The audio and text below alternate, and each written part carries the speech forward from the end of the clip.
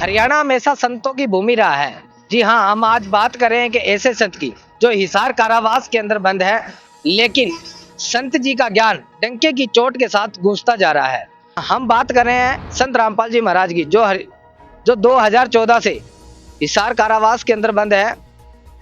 नेपाल सहित 11 आश्रमों में संत जी के आज्ञा के अनुसार महासमागम होते रहते हैं। जगह जगह संत जी के आज्ञा के अनुसार सत्संग रखे जाते हैं।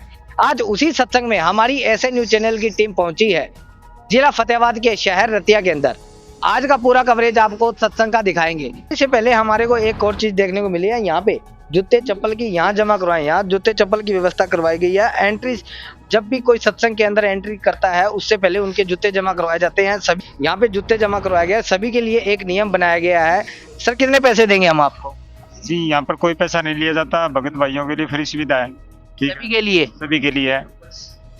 इन्होंने एक टोकन दिया है जिसके माध्यम से ये बता रहे हैं कि यहाँ पे जूता जब भी जमा करवाते हैं उसके बाद उनको टोकन दिया जाता है। कोई भी श्रद्धालु सत्संग के समापन के बाद टोकन दिखाए और अपना जूता ले जाए। यहाँ पे बिल्कुल फ्री में व्यवस्था है। काबिले तारीफ मैं कहना चाहूंगा कि अच्छी व्यवस्था देखने को मिली है। आइए आगे की ओर बढ़ते रहेंगे और किस प्रकार से क्या व्यवस्थाएं बनाई गई है। सत्संग के पंडाल के बाहर मौजूद है और आप देख सकते हैं यहाँ पे एलईडी के माध्यम से सत्संग को चलाया गया है। एलईडी के माध्यम से सत्संग को चलाया गया है और यहाँ पे श्रद्धालु जो है वो बैठे हैं। एलईडी के माध्यम से यहाँ पे सत्संग रखा गया है और एलईडी के माध्यम से सभी श्रद्धालु यहाँ पे बैठे हैं और अलग अलग जो है महिलाओं के लिए अलग से व्यवस्था बनाई गई है और पुरुषों के लिए जो है इन्होंने अलग से व्यवस्था बैठने के लिए की गई है। और आप देख सकते हैं एलईडी के माध्यम से यहाँ पे सत्संग प्रारंभ किया गया है और सत्संग जो है काफी शांतिपूर्वक जो है सभी श्रद्धालु यहाँ पे सत्संग सुन रहे हैं।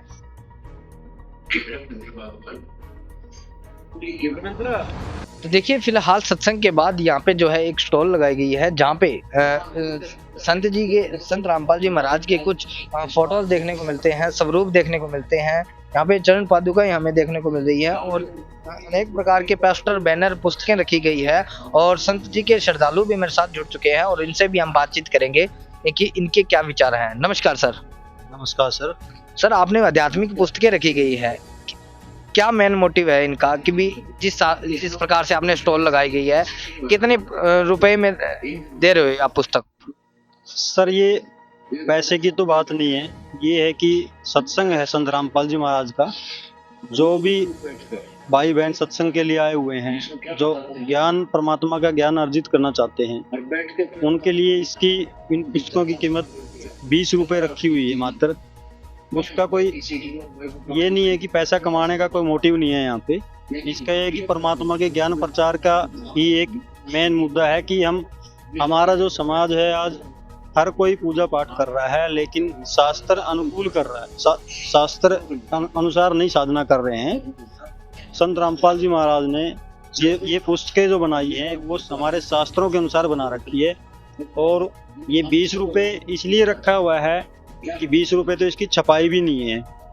देखिए इन्होंने बताया कि जो इन पुस्तकों की कीमत है वो सिर्फ मात्र 20 रुपए है और सोशल मीडिया के ऊपर काफी वायरल रहती हैं ये पुस्तक। सोशल मीडिया पे हमें भी इनको जो है काफी वायरल देखा है। ज्ञान गंगा, जीने की राह, यहाँ पे अनेक प्रकार की आध्यात्मिक पुस्तकें रखी गई है। मोटाई आप देख सकते हैं पुस्तक की काफी मोटाई है लेकिन 20 रुपए में इनकी प्रिंटिंग भी नहीं हो पाती। लेकिन इन्होंने बताया कि यहाँ पे सिर्फ पुस्तक को देना मेन मोटिव पैसा कमाना नहीं है, सिर्फ अध्यात्म ज्ञान का प्रचार। इन्होंने संत जी की आज्ञा के अनुसार यहाँ पे ये स्टॉल लगाई गई है और जहाँ पे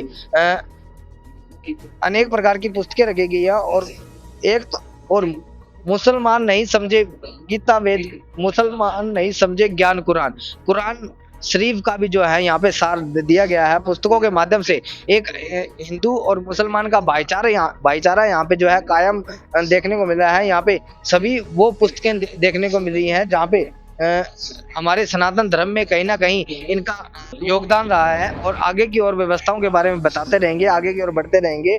और इस प्रकार से आप पीछे की ओर देख पा रहे होंगे संत जी के पोस्टर बैनर काफी जो है यहाँ पे देखने को मिल रहे हैं और अनेक प्रकार की व्यवस्थाएं जो है एक सत्संग के अंदर देखने को मिले हैं। आप सभी से मेरी यही गुजारिश रहेगी कि आप जहां से भी बिलोंग कर रहे हैं, जिस भी गांव से बिलोंग कर रहे हैं, जिस शहर से बिलोंग कर रहे हैं, तो आप भी एक बार इस सत्संग में जरूर आइएगा। यहाँ पे अनेक प्रकार के अद्भुत नज़ारा हमें देखने को मिला है। ज्ञान सिर्फ और सिर्फ यहाँ पे मेन मोटिव ज्ञान का है। हर जगह आध्यात्मिक पोस्टर, आध्यात्मिक पुस्तकें, संत जी का ज्ञान की वाणियाँ जो है हमें हर जगह देखने को मिलती है। नमस्कार सर। नमस्ते सर। क्या नाम है आपका? हरविंदर दास है जी, जैसे आजकल ये सोशल मीडिया पे बहुत ज़्यादा है, हिंदू लोगों को काफिर बोला जा रहा है मुसलमानों के द्वारा, और हिंदू भाई भी मुसलमान भाइयों के प्रति बहुत सी गलत भावना रखते हैं। तो इस बारे में आपके गुरुजी हैं जो संत रामपाल जी, वो क्या बताते हैं? हमारे गुरुजी संत रामपाल जी बताते हैं काफिर जो गलत काम करता है, वो जो शास्त्रों के विरुद्ध कोई भी साधना भक्ति करता है, चाहे वो हिंदू है चाहे वो मुसलमान है, वो काफिर हैं। हमारे गुरुजी जैसे बताते हैं भी ना तो हिंदू बुरा है ना मुस्लिम भी बुरा है, वो ज्ञान से आधार से बताते हैं भी हमारी कुरान शरीफ है, उसमें मुसलमान भाइयों को कैसी साधना करनी चाहिए, जो हिंदुओं के ग्रंथ हैं उसे कैसी साधना करना चाहिए, दोनों को प्रेम प्यार और मिलजुल कर रहना चाहिए। वही काफिर हैं जो एक दूसरे का लड़ाई झगड़ा करते हैं, जो शास्त्रों के विरुद्ध चलते हैं। ठीक है जी। और जैसे अभी लड़ाई झगड़े करते हैं या पूजा साधनाओं के बारे में भी आपके गुरुजी बताते हैं भी, जो किस टाइप की पूजा करने वाले काफिर हैं, किस टाइप के करने वाले नहीं हैं? हाँ बिल्कुल, जैसे हिंदू समाज में जैसे गलत साधनाएं चली हुई हैं, जैसे बलि वगैरह देना, ठीक है, श्राद्ध वगैरह करते हैं, जो शास्त्रों के विरुद्ध साधना है जी बिल्कुल। और जैसे मुस्लिम समाज है वो बकरे वगैरह काटते हैं, जो कुर्बानियाँ देते हैं, ये कुरान के विपरीत बिल्कुल गलत साधना है जी। तो क्योंकि जो दोनों काफिर हैं, जैसे जो गलत काम करते हैं, शास्त्रों के विरोध करा करते हैं। तो किस टाइप की साधना करनी चाहिए आपके गुरुजी के अनुसार, क्या वो बताते हैं? हमारे गुरुजी के अनुसार जैसे शास्त्रों में लिखा हुआ है उसके आधार से साधना करनी चाहिए। भी हमारे जो कुरान शरीफ है, जो अपने गीता जी है, जो गुरु ग्रंथ साहब है, जो बाइबल है, उसमें क्या साधना लिखी है उसके अनुसार साधना करनी चाहिए। लेकिन जो हमारा समाज है उसके विपरीत साधना कर रहा है, इसलिए हमारे गुरुजी संत रामपाल जी शास्त्रों के अनुकूल साधना बताते हैं। भी शास्त्रों में जो लिखा हुआ है भी ऐसी साधना करनी चाहिए, इससे हमें लाभ होगा। क्योंकि आज समाज दुखी है, दुखी इसलिए है वो इसके विपरीत साधना कर रहा है, इस गलत साधना कर रहा है, इसलिए वो दुखी है। इतनी भक्ति करते हैं, साधना कर देवी देवताओं को मानते हैं, फिर भी हम इतने दुखी क्यों हैं? क्योंकि हम ये गलत साधना कर रहे हैं। और संत रामपाल जी अपने सत्संग वगैरह में बताते हैं कि हमें शास्त्रों के अनुसार साधना करनी चाहिए, जिससे हमें वो लाभ होगा, वो देवी देवता हमें पूर्ण लाभ देंगे। इस आप जो कह रहे हो शास्त्रों के अनुसार साधना करनी चाहिए, इस चीज़ का किसी ग्रंथ में प्रमाण भी है? हाँ जी बिल्कुल प्रमाण है। जैसे आप गीता जी में देख लो, उसमें आप लिखा हुआ है अपने जो शास्त्रों के विरुद्ध साधना करते हैं, जैसे अपने गुरु ग्रंथ साहब है, ठीक है, तो कुरान शरीफ है, उसमें साहब के साधना करने को बताया हुआ है। सभी ग्रंथों में प्रमाण है, प्रमाणित साधना है, वो करनी चाहिए हमें। ठीक है, धन्यवाद सर। धन्यवाद जी। संत रामपाल जी महाराज के कभी भी आप आश्रम में, सत्संग में या कहीं भी भंडारे में आप जाओगे, देखोगे तो वहाँ कोई बड़ा छोटा नहीं होता, कोई किसी को पदवी का कोई ऐसा सिस्टम नहीं है भाई ये ज्यादा पैसे वाला है, ये कम पैसे वाला है, ये गरीब है, ये जाति से अलग है, ये सवर्ण जाति से है। यहाँ पूरा समाज एक ही है, यहाँ कोई जाति का फंडा नहीं है, सभी एक जगह बैठ के। यहाँ तक कि मैं मतलब देखने वालों को, दर्शकों को ये भी बताना चाहूंगा कि संत रामपाल जी महाराज जी का जो एक परिवार माना जाता है, जो ब्लड परिवार, खून का परिवार जो उनके सिस्टम से है, उनको भी आप देखोगे तो आश्रम के अंदर वो आम जन की तरह। देखिए, हमने भी इस चीज का अनुमान लगाया और हमने भी इन चीजों को देखा कि ये वाकई ही कहीं ना कहीं सच साबित होता जा रहा है कि यहाँ पे किसी प्रकार से किसी को कोई ऊंचा नीचे का दर्जा नहीं दिया गया। यहाँ बिल्कुल एक परिवार की तरह जो लोग जो है यहाँ पे बैठे देख रहे हैं। लेकिन समाज में एक काफी प्रचलित चीजें हैं। समाज जो है वो सनातन धर्म में लगा लो, चाहे समाज की थिंकिंग लगा लो, कि समाज चाहता है कि कहीं तीर्थ यात्रा हो रही है तो कहीं भक्ति हो रही है, कहीं मूर्ति पूजा हो रही है। क्या आप क्या कहना चाहोगे कि भी मूर्ति पूजा या तीर्थ यात्रा से मोक्ष संभव है? क्या भगवान की प्राप्ति हो सकती है? देखिए जी, संत रामपाल जी महाराज जी ने ये हमारे गुरुजियों ने क्लियर करके दिखा दिया है कि कबीर साहिब की वाणी में लिखा है कि भी तीर्थ व्रत करने से, अगर हमें तीर्थों पे जाने से मोक्ष हो, तो जहाँ तीर्थों पे पहले से, यानी कि कह लीजिए गंगा में स्नान करने से, अगर वहाँ फिर तो वहाँ जो मगरमच्छ है, मेंढक हैं, मछली हैं, उनको मोक्ष होना चाहिए। हम तो एक दिन नहा के आएंगे, वो रोजाना वहीं रहते हैं। दूसरा, आप कहते हो कि मूर्ति पूजा, मूर्ति पूजा के बारे में उन्होंने ये कहा कि मूर्ति जिस भगवान की है वो बुरी नहीं है, पर जो मूर्ति से हम कुछ मांगे वो तो एक पत्थर है, वो हमारी सुनाई नहीं कर सकता।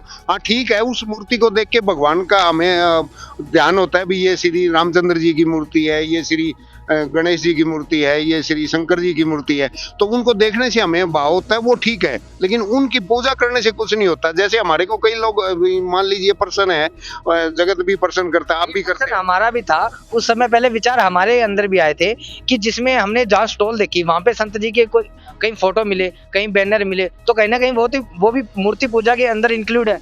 बिल्कुल, आपका प्रश्न बहुत बढ़िया है। हमारे कहने का मतलब ये है, जैसे संत रामपाल जी महाराज जी को स्वरूप और हमारे दादा गुरुजियों का स्वरूप, कबीर साहिब का स्वरूप जो हमने लगा रखा है पूर्ण परमात्मा का।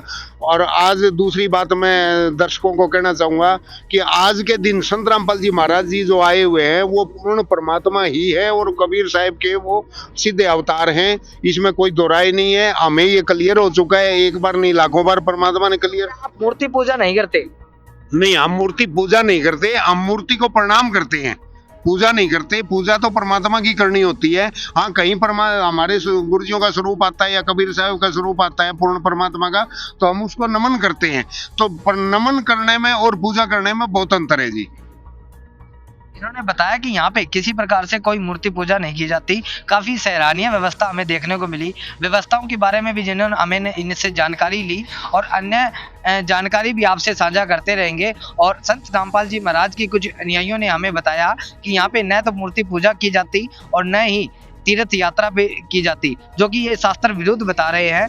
इन्होंने बताया कि शास्त्र के अनुकूल साधना सिर्फ केवल और केवल संत रामपाल जी महाराज बता रहे हैं। तो आप भी अगर कहीं ना कहीं संतुष्ट है तो ठीक है, अगर वरना नहीं है तो आप भी अपने शास्त्र उठाइए, संत जी के सत्संग सुनिए, आप भी उस चीज को क्लियर से कर सकते हैं।